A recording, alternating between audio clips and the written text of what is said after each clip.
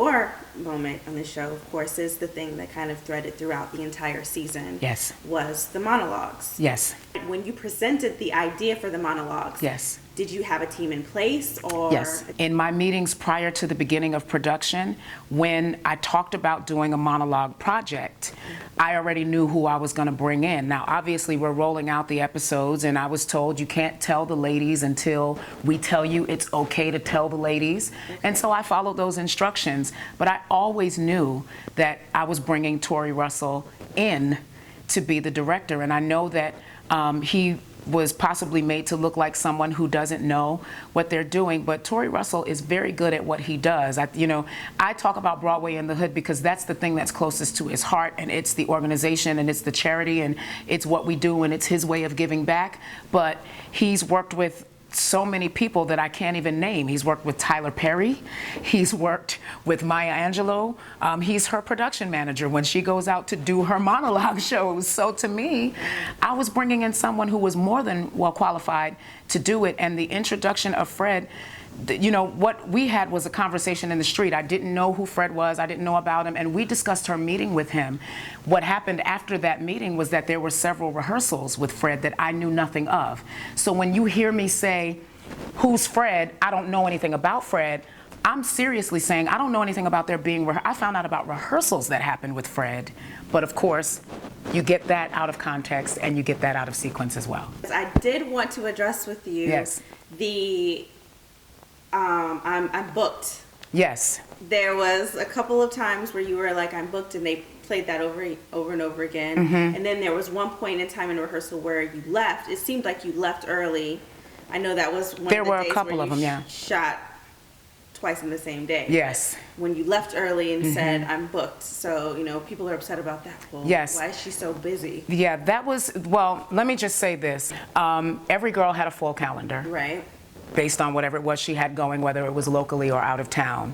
I was not the only one who was booked throughout the season, and if I had to prove it, I could, because again, we were all openly copied on each other's calendars, and so there were many days when Miss Moore was out of town. There were many days when Michel'le was out of town. It's just that it didn't get addressed in the same manner that my schedule got addressed on camera, because the angle was to go after my unavailability right. On camera. But everybody was booked, so let me say that. And everybody had conversations about being busy and being booked. It's just that mine were the only one that was shown. One of the ladies, and the only reason why I won't say which one of the ladies said it is because I'm not looking to start a war with anybody. But one of the ladies actually said to me prior to that moment, we know you get dates and you're booked. We don't need to hear that again. So before I even made the comment, I'm booked, and I walked out the door, I said, this is crazy. I'm not getting ready to defend myself because I keep a full calendar. I do work all the time, and I don't apologize for that. Mm-hmm. So if there's a problem with that, deal with that. But yes, I'm booked. And I walked out of the door. So, what you don't see is me being attacked for me being too busy. And it doesn't make sense that I'm being attacked for being too busy, because the reality of it is that I'm emailing and texting and trying to get people to be available outside of shoot times for rehearsal, because we do have a show to put on. We have to get into the situation between you and Shantae Moore. Yes. Maybe you even want to say you, Shantae Moore, and Little Mo, mm-hmm. Because it seems like the back and forth is only really between the three of you. It doesn't seem to be with the rest of the cast. Yeah. At a point, and even on camera, mm-hmm. My brain is ticking and it's going, Kelly, this doesn't look like it's really what you were told. Mm-hmm. But I'm listening to their concerns, and they're saying, we've been working with him, which is very interesting, because at a point you got to remember, I was supposed to know that was happening, but I didn't really know. Dawn? Dawn didn't know either. Okay. Mm-mm. They said to me, well, we've been working with him, and so you're asking us to now start with someone new for the very reason why you're saying you're uncomfortable with working with him. And so with that, which I don't believe you'll see on camera, my resolve was, you're right, and it's unfair to ask you to start at step one after you, and I was clear. I did not know that they'd had all of these rehearsals with Fred. But we're now past that, and we need to figure something out. So my suggestion is, let's find a way to get the two of them to work together, and then that way you have who you need so that you can be comfortable to present your monologues. And I'll have what I need as well. And so my suggestion was to find a way to have the two of them work together. They weren't really sure how that could work out, but I'm confident we can find a way to make this work. Let's find a way to make it work. So we found a resolve, but resolve was not what everyone was looking for. And I won't even say that that was the ladies. You still, we're making TV, so we want more conflict. So after we had decided, and it's evolving as it's happening and the cameras are rolling, but we were all okay to say that we would find a way to include both of them for the sake of the show moving forward. Right. And it was some days later that I was told that Tori was not happening at all, and that was per production. That came to me from Shantae and Mo. They were told that, and they were given the job of telling me that it wasn't going to happen. Have a conversation with me and tell me, we've decided that even though we asked you for an idea and we asked you to do this show, we've now decided that we love your idea, but we don't love you for your idea. We want to do it. They could have told me that, and you know what I would have had to say? It's your show. Do what you want to do with it. I don't run, for real, I don't run anything around here. I was hired to be the anchor of a cast here in LA, but the details of that job go along with what you tell me the anchor job is for this cast. Right. And at this point, you've decided that you really don't want me to lead these women through this process. You want me to fight them through it, and I'm not going to do that. So whatever you decide you want to do is fine with me, which is why I decided to withdraw myself from the monologues. Again, with that, it's a wonderful idea, but I did want to go to the show. I was not welcome.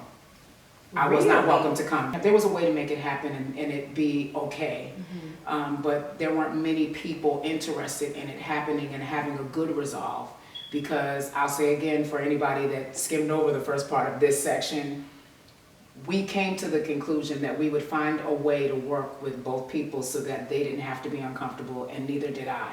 But that was not something that others, the people who make the show, that wasn't a resolve, because it wouldn't have been as driven. It wouldn't have made for good TV. It would have made for good TV. It ended up being that there were two separate shows, and I really regret that that had to happen. But there was so much about it that had been tainted. We weren't even speaking to each other like we had been before, and I felt like at that point that I wouldn't be good for the production, because I did feel some kind of way. So I withdrew myself from it, and I did that for myself, but I also did it for them, because I didn't want their production to be anything less than what it could have been as a result of that. And you have people that say, oh, you're a professional, be professional. Yes, but we're talking about me bearing probably my darkest secret in life.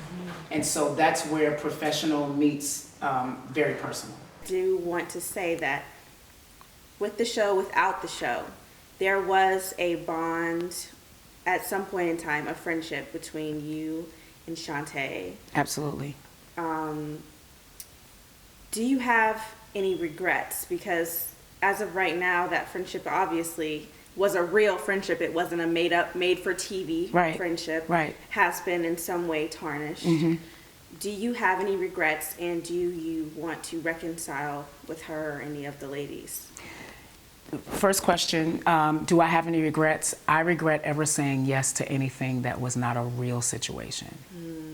That's where I messed up, and I fully accept responsibility for that. As far as reconciliation with Shantae Moore is concerned, we're going on the road together. Right. And that doesn't mean that all is well, but my life is about reconciliation. And so, there have been a lot of attacks, and she really, she present this front and always want to tell somebody she's a preacher's kid and she's a Christian woman. Yes, I am. I'm all of those things. Not perfect, but I am all of those things, and my life is about reconciliation. If there was no reconciliation, I couldn't be the Kelly Price that people know today. None of us would have friends or family or relationships or have the ability to get out here and do any of the things that we do if there was no reconciliation. So yes, I'm all for reconciliation. I can't speak for where I sit in Shantae's mind right now, because I think that after a while things can just get so stale that they begin to take on a life of their own, and I would hope that that is not what has happened with us in this setting. I've seen it happen on other reality TV shows where there was instigated drama or made up drama, and it literally got to a point where it took on a life of its own and people couldn't get back to where they started because it was too much in the air. I've known Shantae probably since 1996, and we had no negative combat moments prior to this show. I hate it because there was never any negativity between us before this. So for there to be negativity between us now and to know that it didn't even come from a real place is very difficult. But because the start of it was false, I believe that the end of it can be real because it didn't start on something solid. The foundation of our drama was not solid. So I feel like it's something that can be destroyed and reestablished.